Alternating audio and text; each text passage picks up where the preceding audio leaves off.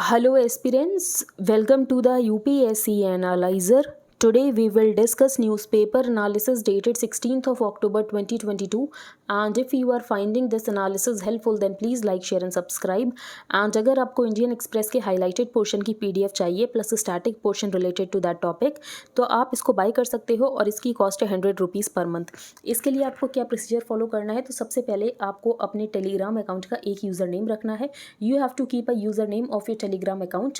Then you have to change your privacy settings. For that आपको settings में जाना है, then privacy and security, then groups and channels, who can add me to the group chats, वहाँ पर आपको everybody choose करना है। Then you can pay via UPI to the mentioned UPI ID. Then you have to send payment proof along with your Telegram user ID to the mentioned Gmail account. यहाँ पर एक second program है जो है current affairs mentorship program, जिसमें current affairs को comprehensively तरीके से कवर किया जा रहा है और करंट अफेयर्स को सेवरल सोर्सेज से कवर किया जा रहा है। जो भी सोर्सेज UPSC के लिए रेलेवेंट है उन सोर्सेज से कवर किया जा रहा है करंट अफेयर्स को। लेक्चर्स आपको एवरीडे बेसिस पर प्रोवाइड किए जाएंगे, आपको डेली PDFs प्रोवाइड की जाएगी, आपको डेली क्विजेस दिए जाएंगे, पर्सनल डाउट क्लियरिंग सेशंस होंगे, आप मुझसे ऑन कॉल बात कर सकते हो, मैं भी आपकी प्रोग्रेस को ट्रैक करूंगी। Static portion related to the current affairs will also be covered in detail. तो करंट अफेयर्स से जो रिलेटेड स्टैटिक पोर्शन है उसको भी डिटेल में कवर किया जाएगा और ये सीरीज़ आपके प्रीलिम्स के लिए भी यूज़फुल रहेगी एंड मेंस के लिए भी यूज़फुल रहेगी। अगर आप इंटरेस्टेड हो तो इसका प्राइस है 2000 rupees per month. You have to make payment via UPI to the mentioned UPI ID and then you have to send your name, email ID, mobile number, proof of payment to the mentioned Gmail account. उसके बाद आपको कुछ time wait करना है to get added to the premium group, जहाँ पर आपको links मिलेंगे फॉर द वीडियोज़। अब हम आज की न्यूज़पेपर एनालिसिस देखते हैं। संडे का न्यूज़पेपर है, ज़्यादा कोई इंपॉर्टेंट न्यूज़ है नहीं, तो अगर आप चाहो तो आप स्किप भी कर सकते हो। यहाँ पर फर्स्ट न्यूज़ है, supreme court suspends high court discharge order in Sai Baba Maoist link case. तो कल हमने UAPA के कुछ सेक्शंस डिस्कस किए थे। तो एक था सेक्शन 45(1) ऑफ द UAPA, फिर हमने डिस्कस किया था सेक्शन 45(2) और उसके बाद हमने 2008 का अमेंडमेंट डिस्कस किया था। तो सेक्शन 45(1) ऑफ द UAPA ये कहता था कि जो कोर्ट है वो कॉग्निजेंस नहीं ले सकता है ऑफेंस का जब तक प्रीवियस सेंक्शन नहीं आता है सेंट्रल और स्टेट गवर्नमेंट और any officer authorised by them. तो सेक्शन 45(1) ऑफ द UAPA ये कहता है जो कोर्ट है वो ऑफेंस का कॉग्निजेंस नहीं ले सकता है अंडर द एक्ट जब तक प्रीवियस सेंक्शन नहीं आता है ऑफ द सेंट्रल और स्टेट गवर्नमेंट। जो सेक्शन 45(2) था, the sanction for prosecution has to be given within a prescribed time. तो यहाँ पर जो सेंक्शन देना है वो प्रिस्क्राइब्ड टाइम में देना है, only after considering the report by the competent authority. फिर 2008 में अमेंडमेंट किया जाता है और ये कहा जाता है कि जो यहाँ पर अथॉरिटी अपॉइंट की है गवर्नमेंट ने उसका रिव्यू भी होगा। That sanction to prosecute would be given only after considering the independent review of an authority appointed by the government. तो ये हमने किया था कल डिस्कस। अब आज क्या सुप्रीम कोर्ट ने कहा है, तो यहाँ पर कुछ सेक्शंस डिस्कस किए गए हैं जो कि हम डिस्कस करेंगे। तो CRPC का यहाँ पर सेक्शन की बात की गई, section 390 of the CRPC, having heard learned counsel for the respective parties, we are of the opinion that this is a fit case to exercise powers under section 390 of the CRPC। और जो यहाँ पर high court ने order pass किया था उसको यहाँ पर सस्पेंड कर दिया जाएगा under section 390 of the CRPC and to suspend the impugned judgment and order passed by the high court. अब यहाँ पर सुप्रीम कोर्ट का ये कहना था कि जो हाई कोर्ट है, हाई कोर्ट ने यहाँ पर केस की मेरिट्स को नहीं देखा है। Section 390 CRPC deals with the arrest of accused in appeal from acquittal. The supreme court said the high court had not gone into the merits of the case. और यहाँ पर जो सीरियसनेस है और ग्रेविटी है ऑफेंसेस की तो उनको यहाँ पर नहीं देखा गया है bye the high court. The bench also agreed with Mehta's submission that the High Court did not pass an acquittal order और ये सिर्फ यहाँ पर discharge order है and no finding of the trial court was reversed। तो यहाँ पर high court ने सिर्फ एक discharge order दिया है, acquittal order नहीं दिया है और जो ट्रायल कोर्ट की फाइंडिंग्स थी उसको भी यहाँ पर हाई कोर्ट ने रिवर्स नहीं किया है।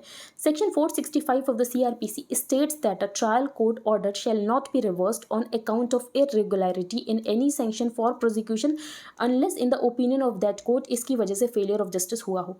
अब ये जो CRPC के सेक्शन हैं ये आपके एग्जाम में नहीं आएंगे। अब संडे का न्यूज़पेपर है, ज़्यादा कुछ इंपॉर्टेंट न्यूज़ थी नहीं तो हमने यही डिस्कस कर लिया है। लेकिन जो कल हमने डिस्कस किया था सेक्शन 45(1), सेक्शन 45(2) और 2008 का अमेंडमेंट वो इंपॉर्टेंट है, लेकिन ये सेक्शन से इंपॉर्टेंट नहीं है तो आप इनको स्किप कर सकते हो। अब हम चलते हैं आगे। जो बाइडन ने एक स्टेटमेंट दिया है, Pakistan dangerous has nuclear weapons without any cohesion. अब यहाँ पर इनका कोहेशन का मतलब शायद ये हो सकता है कि जो पाकिस्तान है उसमें बहुत ज़्यादा पावर सेंटर्स हैं, फॉर एग्जाम्पल मिलिट्री एक पावर सेंटर है, पॉलिटिकल पार्टीज़ एक पावर सेंटर है, बाकी यहाँ पर जो टेररिस्ट ग्रुप्स हैं वो भी एक पावर सेंटर है। तो शायद इन्होंने इसीलिए कहा है without any cohesion. US president Joe Biden has said that Pakistan is one of the most dangerous nations in the world as it has nuclear weapons without any cohesion. अभी कुछ टाइम पहले हम देख रहे थे कि पाकिस्तान को यहाँ पर जो यूएस है वो F-16 का पैकेज प्रोवाइड कर रहा था और बाकी यहाँ पर बहुत ज़्यादा जो पाकिस्तान है उसको सपोर्ट प्रोवाइड कर रहा था यूएस। लेकिन अचानक से ये यूएस के स्टैंड चेंज कैसे हो गया? तो मुझे ऐसा लगता है कि यहाँ पर जो यूएस है वो इसीलिए पाकिस्तान को इतना सपोर्ट कर रहा था कि जो UNGA में वोटिंग होगी उसमें पाकिस्तान जो है वो रशिया के अगेंस्ट वोट कर देगा, लेकिन पाकिस्तान ने भी अब्सटेन किया और पाकिस्तान ने रशिया के अगेंस्ट वोट नहीं किया। तो शायद यहाँ पर ऐसे स्टेटमेंट्स देखने को मिल रहे हैं। अब हम चलते हैं आगे। Society rejects irrelevant laws else will become burden. तो यहाँ पर प्राइम मिनिस्टर ने यही कहा है जो लॉज इररेलेवेंट है उनको हटाने की ज़रूरत होती है, नहीं तो बेसिकली इसका बर्डन बढ़ता चला जाता है और ईज ऑफ डूइंग बिजनेस की जो हम बात करते हैं वो प्रमोट नहीं हो पाती है। When traditions turn into orthodoxy it becomes a burden on the society. Our society keeps on weeding out irrelevant laws and wrong customs. Otherwise जब यहाँ पर ट्रेडिशन ऑर्थोडॉक्सी में टर्न हो जाता है तो ये सोसाइटी में एक बर्डन बन जाता है। I often say that people should not feel the absence of government, लेकिन लोगों को प्रेशर भी नहीं फील होना चाहिए गवर्नमेंट का। Modi said that more than 1500 archaic laws have been repealed in the last 8 years। और यहाँ पर जो 32,000 कंप्लाइंसेज है उनको रिड्यूस किया गया है, जिसकी वजह से यहाँ पर जो लीगल हर्डल्स हैं उनको ख़त्म किया जा सके और हम यहाँ पर इनोवेशन और ईज़ ऑफ लिविंग के पाथ पर चल सकें। No matter how good the motive may be, लेकिन अगर लॉ में कन्फ्यूजन है, क्लैरिटी नहीं है, then common citizens have to bear the brunt of it in future. तो लॉ ऐसा होना चाहिए जो कि कॉमन मैन समझ सके and then it will have a different impact. अब हम चलते हैं आगे। यहाँ पर बात की गई NEET aspirant dies of liver infection in Kota. तो यहाँ पर जो डेथ हुई है वो हेपेटाइटिस ए की वजह से हुई है। तो हेपेटाइटिस पर एक क्वेश्चन प्रीलिम्स में आ चुका है, आई थिंक 2019 में आया था या 2020 में आया था कि हेपेटाइटिस बी की वैक्सीन है या नहीं है, कुछ ऐसा स्टेटमेंट था। तो हम हेपेटाइटिस के बारे में कुछ डिस्कस कर लेते हैं। जो हेपेटाइटिस है इसका मतलब होता है इन्फ्लामेशन ऑफ द लिवर। तो हेपेटाइटिस में क्या होता है? Inflammation of the liver. अब हेपेटाइटिस भी यहाँ पर 5 टाइप की इसकी स्ट्रेन्स होती हैं, A B C D E। अब इन सबसे होती लिवर डिजीज़ है, लेकिन अब A B C D E 5 strains में क्यों डिवाइड है? क्योंकि बेसिकली यहाँ पर मोड्स ऑफ ट्रांसमिशन डिफरेंट होता है या जोग्राफिकल डिस्ट्रीब्यूशन डिफरेंट होता है, प्रिवेंशन मेथड्स डिफरेंट होते हैं। जो B और C है उसकी वजह से काफ़ी क्रोनिक डिजीज़ हो जाता है। अब वैक्सीन किस किस के लिए है? तो जो वैक्सीन है वो यहाँ पर हेपेटाइटिस बी के लिए है। हेपेटाइटिस सी के लिए कोई वैक्सीन नहीं है, तो there is no vaccine for hepatitis C, लेकिन हेपेटाइटिस बी के लिए वैक्सीन है। तो आपको कुछ यहाँ पर बेसिक फैक्ट्स पता होने चाहिए। अब हम चलते हैं आगे। अगर आप PDF बाय करोगे तो आपको ये सब कुछ स्टैटिक में मिल जाएगा और आपको काफ़ी डिटेल में डिस्कस किया जाएगा।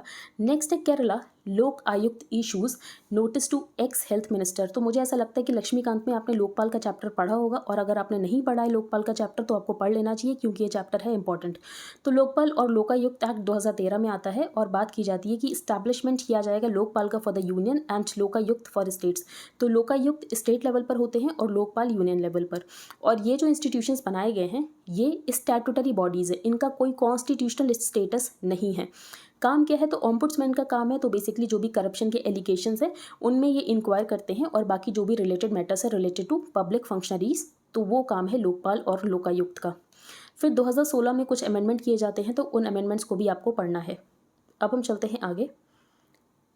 India ranked 107 on hunger index. तो लास्ट ईयर हमारी 101 रैंक थी, इस बार हमारी 107 रैंक आ गई है। और बेसिकली जो यहाँ पर श्रीलंका है जहाँ पर इकोनॉमिक क्राइसिस आ रखी है, पाकिस्तान है, बांग्लादेश है, इनकी रैंक्स हमसे अच्छी है। तो श्रीलंका 64, नेपाल 81, बांग्लादेश 84, पाकिस्तान 99, अफगानिस्तान 109। तो बेसिकली हम अफगानिस्तान से सिर्फ 2 प्लेसेस ही आगे हैं। कौन निकालता है ग्लोबल हंगर इंडेक्स? तो जो ग्लोबल हंगर रिपोर्ट है ये रिलीज़ करता है concern world wide and wealth hunger life, और दोनों ही यहाँ पर NGOs हैं। तो ये आपको पता होना चाहिए। एक NGO है फ्रॉम आयरलैंड एंड जर्मनी, तो ये निकालते हैं ग्लोबल हंगर रिपोर्ट। अब यहाँ पर गवर्नमेंट का तो यही कहना है सेंटर का कि ये कंसिस्टेंट एफर्ट किए जा रहे हैं, मिस इन्फॉर्मेशन फैलाई जा रही है और इंडिया के इमेज को टेंट करने की कोशिश की जा रही है। तो बेसिकली इंडिया के इमेज के ऊपर दाग लगाने की कोशिश की जा रही है। India has slipped 6 places and ranked 107 out of 121 countries in 2022 Global Hunger Index, a report that the center called misinformation and part of a consistent effort to taint India's image. Since 2000 India has made substantial progress, लेकिन यहाँ पर areas of concern अभी भी हैं। India का जो GHI score है ये डिक्रीज हुआ है from a score of 38.8 points in 2000 to 2022 में हमारा जो GHI स्कोर है वो है 29.1। अब गवर्नमेंट ने ये कहा है कि जो आपके 4 इंडिकेटर्स है ना, उसमें 3 इंडिकेटर्स तो सिर्फ जो चिल्ड्रन है उनकी हेल्थ से रिलेटेड है, तो ये रिप्रेजेंटेटिव नहीं हो सकते हैं एंटायर पॉपुलेशन के। And the fourth and the most important indicator जो कि अंडर नरिश्ड पॉपुलेशन का है, तो इसके लिए इन्होंने डेटा कैसे कलेक्ट किया, तो यहाँ पर जो डेटा यूज़ किया गया है वो यहाँ पर बहुत छोटे सैम्पल साइज़ का यूज़ किया गया है, सिर्फ 3000 लोगों का, और वो भी ओपिनियन पोल्स के बेसिस पर है। तो गवर्नमेंट ने यहाँ पर हिट बैक किया है। The report noted that while child stunting has seen a significant decrease from 54.2% to 35.5%, लेकिन उसके बाद भी स्टंटिंग बहुत ज़्यादा है। फिर यहाँ पर चाइल्ड वेस्टिंग का डेटा बताया गया है, चाइल्ड स्टंटिंग का डेटा बताया गया है। Explaining why developed countries are not part of the index. अब ये जो इंडेक्स निकलता है ये डेवलप्ड कंट्रीज़ को इंक्लूड नहीं करता है, क्योंकि इनका ये मानना है कि डेवलप्ड कंट्रीज़ में हंगर अब एग्जिस्ट करता ही नहीं है। अब हम चलते हैं आगे। Jaishankar discusses bilateral ties Ukraine with Egyptian counter part. तो इस न्यूज़ में ऐसा कुछ इंपॉर्टेंट पॉइंट मेंशन नहीं है, तो यूक्रेन कन्फ्लिक्ट के बारे में डिस्कशन हुआ है, इंडो पैसिफिक के बारे में, और कैसे हम इजिप्ट के साथ बाईलेटरल टाइज को बूस्ट कर सकते हैं और कैसे मोर रेजिलेंट ग्लोबल इकोनॉमी को बना सकते हैं। फिर इसके बाद बातचीत हुई कि कैसे एयर कनेक्टिविटी को इंक्रीज़ कर सकते हैं और टूरिज्म को इंक्रीज़ कर सकते हैं। Will Hindi and Hindu own India. Important article है नहीं, लेकिन हम एक बार देख लेते हैं। Mister Modi is a devout Hindu, most Indians are devout Hindus, most others who are not Hindus are equally devout to another faith. तो यहाँ पर प्राइम मिनिस्टर महाकालेश्वर टेम्पल गए, mister Modi offered prayers and perform the rituals. Everything seemed picture perfect. अब mister Narendra Modi कोई एक private individual तो है नहीं, वो तो प्राइम मिनिस्टर हैं, और प्राइम मिनिस्टर भी ऐसी नेशन के जिसमें हिंदूज 79.8% है, मुस्लिम्स 14.2% है, क्रिश्चियंस 2.3% है, सिक्स 1.7% है, और बाकी यहाँ पर 2% है। And he is obliged by the constitution of India कि वो यहाँ पर सब लोगों के लिए एक्ट करें और सब लोगों के लिए बोलें। The India of the last 2000 years and the India of our dreams will be built by every Indian regardless of his or her faith. हमारा कॉन्स्टिट्यूशन यहाँ पर इक्वालिटी की बात करता है, सेकुलरिज्म की बात करता है। आई एम हैप्पी कि प्राइम मिनिस्टर गए उज्जैन में, but I would like to see the prime minister की प्राइम मिनिस्टर यहाँ पर रेनोवेशन ऑफ ए मॉस्क के लिए भी जाए, रेनोवेशन ऑफ ए चर्च के लिए भी जाएं। आई am happy that the prime minister spoke about the spiritual journey of the Hindus, लेकिन प्राइम मिनिस्टर को यहाँ पर मुस्लिम्स की स्पिरिचुअल जर्नी के बारे में भी बताना चाहिए, क्रिश्चियंस की स्पिरिचुअल जर्नी के बारे में भी बताना चाहिए। तो ये यहाँ पर बेसिकली ऑथर ने कहा है। Provoking a conflict. Committee on official language. तो यहाँ पर जो रिपोर्ट है वो प्रेसिडेंट को सबमिट कर दी गई है। अभी तक ये रिपोर्ट पब्लिक डोमेन में नहीं आई है, लेकिन बताया जा रहा है कि इस रिपोर्ट में क्या हो सकता है। Look at the main recommendations as reported by the Print. तो यहाँ पर प्रिंट एक मीडिया वेबसाइट है, उसने क्या रिपोर्ट किया है।